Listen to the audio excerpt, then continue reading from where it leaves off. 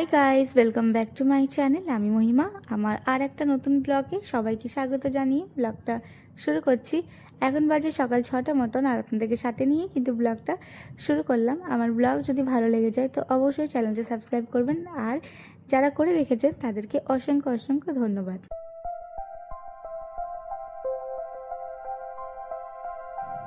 দিনটা ছিল সোমবার, আর রয়েছে রিচার স্কুল। তো ব্যাস সকাল সকাল রান্নাঘরে কিন্তু চলে এসেছি, আর রান্নাঘরে এসেই আগে জানলাটা খুলে দিলাম, কারণ কি রাত্রেবেলায় ঘুমাবার আগে এই রান্নাঘরে জানলাটা বন্ধ করেই ঘুমাই। একবার কি হয়েছিল, মানে খুব গরম দিচ্ছিল, আর আমি সমস্ত জানলা টালা খুলে দিয়েছি, তার সাথে রান্নাঘরের জানলাটাও। আর এখানে তো কোনো জালি লাগানো নেই, তো ঢুকে গেছিলো বিড়াল, আর বিড়ালটা সারা রাত জ্বালিয়েছিল। তো তারপর থেকে আমি রান্নাঘরের জানলা খুলেই না। ওই সকালবেলা একবার জানলাটা খুলে দিই ওই 1 ঘন্টার জন্য, তারপর আবার বন্ধ করে দিই। আর সারা রাত বন্ধর জন্য যেই সকালবেলায় হয়তো রান্নাঘরে এলাম, একটা গরম ভাপ উঠে একদম, মানে অবস্থা খারাপ করার মতন, কারণ পর্দাটাও দিয়ে দিই। তো সেই কারণে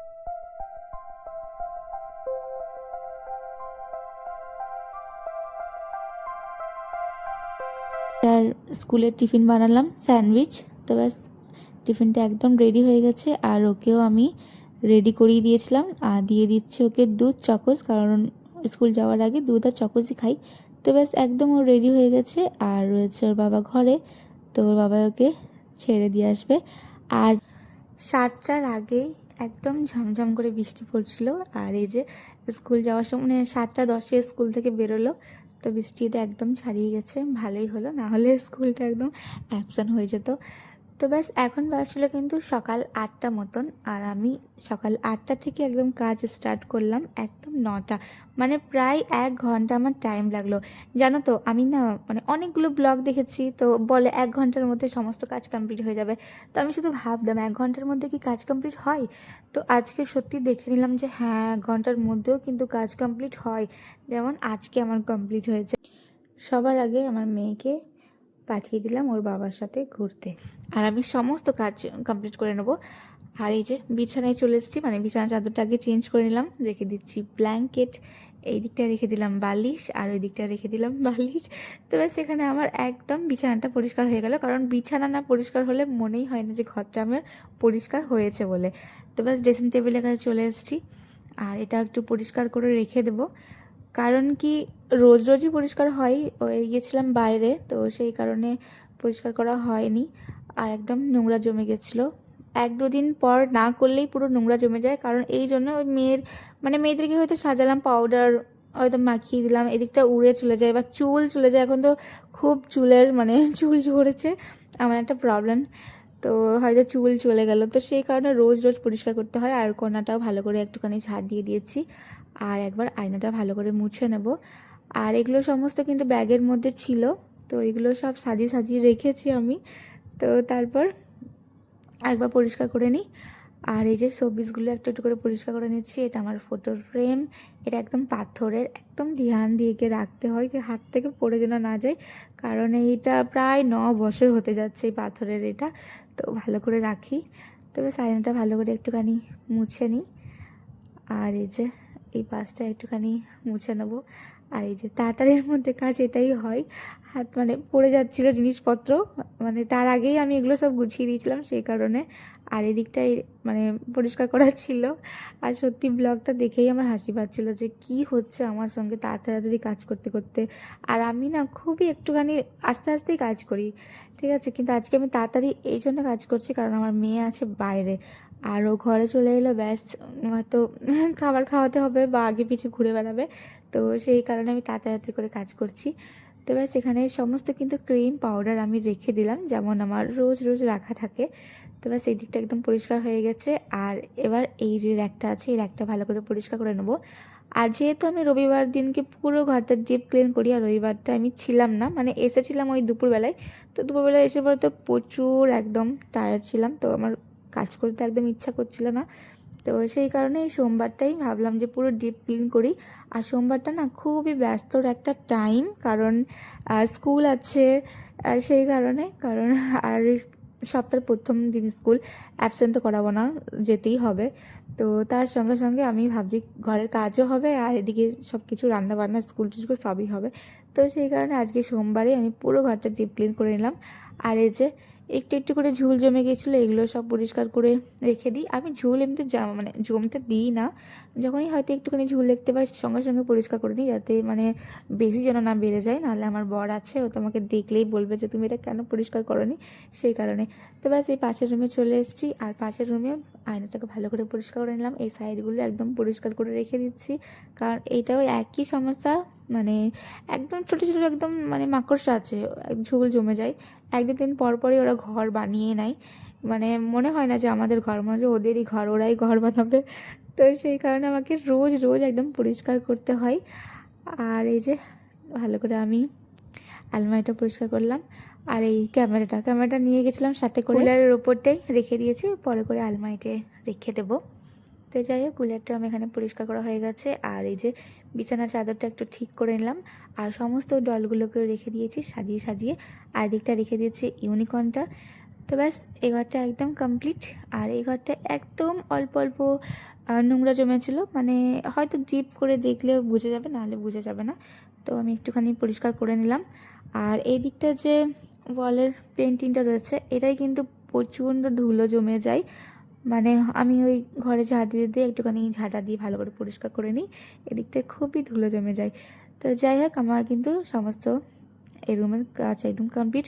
আমি চলে এসেছি পাশের রুমে, আর পাশের রুমে রয়েছে যে ডলগুলো সব এদিক ওদিক এলোমেলো হয়ে পড়ে, এগুলো সব পরিষ্কার করে নেবো। আর চাদরটা এটাই থাক, কারণ বাইরে এই বৃষ্টির সময় আমি একদম কাচাকুচি করবো না, আগের থেকে আমার অনেকগুলো কাঁচা আছে, তো সেই কারণে চাদরগুলো থাক। আর একটুখানি উপরে করে ভালো করে ঝাড় দিয়ে দিলাম। আর এই রুমে মানে এই রুমটা একটু বেশি ছোটো ছোটো মাকড়সা আছে। ওপরে যে সিলিংটা রয়েছে, এটা একদম মানে খুবই খারাপ অবস্থা হয়ে যায়, একদম মানে জাল জাল বানিয়ে দেয়। ঠিক আছে, তো এটাকে ভালো করে একটু পরিষ্কার করে নিলাম। আর এই যে টেবিলটা একটুখানি পরিষ্কার করে মুছে নিই। আর এদিকটা চলে এসেছি সোফার সামনে। আর আমার বর মানে জামা কাপড় এখানে সোফার মধ্যে রেখে দিয়েছে, তো এগুলো একটু সাইড করে দিই, আর সোফাটা ভালো করে একটু পরিষ্কার করে নিই, তাহলে আমার অনেকটা কাজ এগিয়ে থাকবে। তো ব্যাস সোফার কভারটা এভাবে লাগিয়ে দিলাম। আর টেবিলটাকে একটুখানি সরিয়ে ভালো করে একদম সোফার তলাটা ঝাড় দিয়ে দেবো, কারণ কিছু আমার মেয়েরা খেতে খেতে ওই সোফার তলার মধ্যে হয়তো কাগজ ফেলে দিল, আমার বড় মেয়ের অভ্যাস থাকে, কাগজ টাগজ ওপর ভিতর দিকে ফেলে দিল, এটাই হয়। তো সেই কারণে এভাবে করে ভালো করে ঝাড় দিয়ে দিই। তো ব্যাস টেবিলটাও রেখে দিলাম। আর এই যে ফুলগুলো এত নোংরা হয়ে যায়, একদম ধুলো বসে যায়, আর একদম হালকা হাতে করতে হবে, কারণ যখন তখন খুলে পড়ে যায়, একদম মানে খুবই হালকার মধ্যেই ফুলগুলো আছে। তো ব্যাস এটা পরিষ্কার হয়ে গেল। আর এদিকটা ভালো করে একটু পরিষ্কার করে নিই। আর ব্যাস পাতাগুলো একটু হালকা হাতে করে পরিষ্কার করছিলাম, কারণ ওরা একবার খুলে গেলে ওরা লাগবে না, ফুলগুলো তাও লেগে যাবে কিন্তু পাতাগুলো একদমই লাগবে না। তো যাই হোক, এই নিচের যে স্ট্যান্ডটা রয়েছে সেটাও পরিষ্কার করে দিলাম। এবার সমস্ত ঘরগুলো একদম ভালো করে ঝাড় দিয়ে দেবো, যেগুলো একদম নোংরার মধ্যে আছে। তো ব্যাস এক এক করে সমস্ত ঘরগুলো আমি ঝাড় দিয়ে রেখে দিই, তারপর একবার মুছে নেব, তাহলে আবার পুরো ঘরটা একদম ডিপ ক্লিন হয়ে যাবে।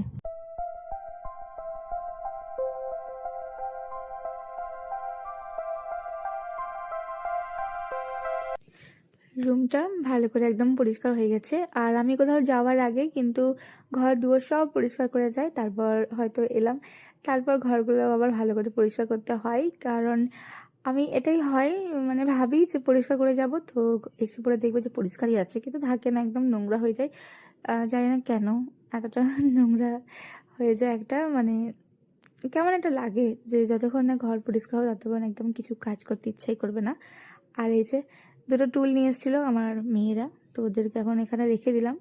আর আমি ওদেরকে রাখি এই ছাদের মধ্যে, কারণ আমি চাই যে রুমগুলো একটু ফাঁকা ফাঁকা থাকুক ঘরটার, কারণ ফাঁকা ফাঁকা ঘর একটু বেশি ভালো লাগে, গ্যাঞ্জাম হয়ে গেলে একদম একটা বিরক্ত লাগে। তো যাই হোক, এখানে কিন্তু আমার সমস্ত ঘরগুলো একদম ঝাড় দেওয়া হয়ে গেছে। আর এই যে আমার চলে এসছে আমার মেয়ে, আর আমার মেয়ে চলে এলে কাজটা একদম একটু লেট হয়ে যায়। তো যাই হোক, আমার সমস্ত কাজ কিন্তু কমপ্লিট হয়েই গেছে। তো ব্যাস ভালো করে একটুখানি রান্নাঘরটাও পরিষ্কার করে নিলাম। আর পুরো নোংরাটাই বাইরে নিয়ে চলে যাব, মানে পুরো বারান্দাটাকে ভালো করে পরিষ্কার করে নিই। তারপর এই নোংরাটা একদম বাইরে যেয়ে একদম জড়ো করে রেখে দেবো, পরে করে মানে ওই বিকেলবেলার দিকে ফেলে দেবো ওই দিকটাই। তো ব্যাস সমস্ত ঘরে কিন্তু ঝাড় দেওয়া হয়ে গেছে। আর ভালো করে একবার মানে মুছে নেব। আর এই যে ঘরগুলো এত নোংরা থাকে, মানে ঘরের সামনে কারখানা রয়েছে, তো কালি তো পড়বেই। তো এতটা নোংরা থাকে যে নতুন আমি এই কভারটা লাগিয়েছিলাম ডান্ডার মধ্যে, একদম পুরো একদম কালো কালো হয়ে গেছিলো। তখন বুঝতে পারলাম যে সত্যি ঘরগুলো একদম নোংরা নোংরাই থাকে। আর সেই কারণে একটুখানি ঘরটাকে একটু বেশি ধ্যান দিয়ে রাখতে হয়, কারণ ওই যে সামনেই রয়েছে কারখানা, পুরো কালিটা এই দিকটাই আসে। তো যাই হোক, এখানে কথা বলতে বলতে কিন্তু আমার সমস্ত কাজ একদম কমপ্লিট হয়ে গেছে। আর এই রান্নাঘরটা ভালো করে একটুখানি মুছে নিই। ব্যাস সমস্ত জিনিস কমপ্লিট হয়ে গেছে। এবার বারান্দাটাও একটু ভালো করে মুছে চলে যাচ্ছে এই দিকটায়, বাইরের দিকটা। আর বাইরের দিকটায় ভালো করে মুছে নিয়ে চলে যাব একদম বাথরুমে। আর এই যে অনেকগুলো কাপড় জমানো আছে, এগুলো একটু পরে করে ধুতে হবে। তো যাই হোক, এখানে আমার সমস্ত কিন্তু ঘর মোছা হয়ে গেছে। আর আমি চলে এসেছি মেন দুয়ারে। আর এই জায়গাটা ভালো করে একটু জল দিয়ে ধুয়ে ওয়াইপার দিয়ে একদম শুকিয়ে রেখে দিই। আর আমার কিন্তু 1 ঘন্টার মধ্যে মানে পুরো কাজ কমপ্লিট হয়ে গেছে। মানে 8টার সময় স্টার্ট করেছিলাম, এখন প্রায় 9টা মতন বাজছে, একদম কমপ্লিট। তো চলো, ব্লগটা আমি এখানেই শেষ করলাম। ভালো লাগলে অবশ্যই চ্যানেলটা সাবস্ক্রাইব করবেন আর একটা লাইক করবেন। দেখা হচ্ছে নেক্সট